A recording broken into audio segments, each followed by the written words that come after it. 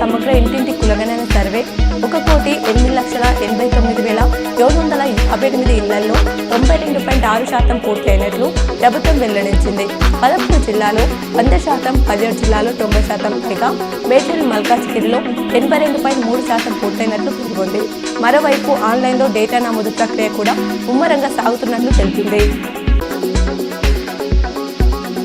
Auto డ్రైవర్ల సమస్యల పరిష్కారంలో ప్రభుత్వ తీరును నిరసిస్తూ డిసెంబర్ 7న ఆటోల బంద్ నిర్వహిస్తున్నామని డ్రైవర్స్ యూనియన్ పేర్కొంది. ఈ మేరకు ఆర్టీఏ జాయింట్ కమిషనర్కు సమ్మె పత్రాన్ని యూనియన్ సభ్యులు అందజేశారు. అకస్మాత్తుగా ఢిల్లీకి వెళ్లడంపై మహారాష్ట్ర బీజేపీ నేత దేవేంద్ర ఫడ్నవీస్ కీలక వ్యాఖ్యలు చేశారు. తాను లోక్సభ స్పీకర్ ఓం బిర్లా కూతురు రిసెప్షన్ కు హాజరయ్యేందుకు వెళ్లానని, రాజకీయాల గురించి కాదని మీడియాతో చెప్పారు. మరోవైపు ఇవాళ ఆయన ముంబైలో కేంద్ర హోంమంత్రి అమిత్ షాతో సమావేశం కానున్నట్లు తెలుస్తుంది. ఈ క్రమంలో సీఎంగా బాధ్యతలు ఎవరు చేపడతారనే విషయంపై క్లారిటీ వచ్చే అవకాశం ఉంది.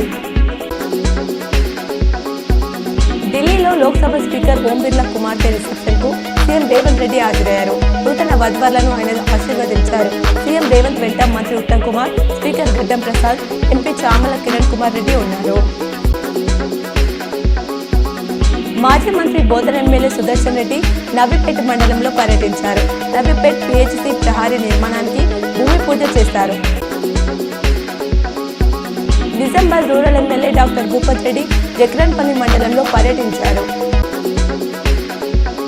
వచ్చే నెల 15-16న జరిగే గ్రూప్ 2 ఎగ్జామ్స్ లో ఎలాంటి మార్పు లేదని టీజీపీఎస్సీ అధికారులు స్పష్టం చేశారు. పరీక్షలు యథాతథంగా నిర్వహించేందుకు ఏర్పాట్లు చేస్తున్నామని తెలిపారు. డిసెంబర్ 16న జరిగే ఆర్ఆర్బీ పరీక్షను రాష్ట్రం నుంచి డిప్లొమా, ఐటీఐ అర్హత ఉన్న 6,300 మంది రాస్తున్నట్లు పేర్కొన్నారు.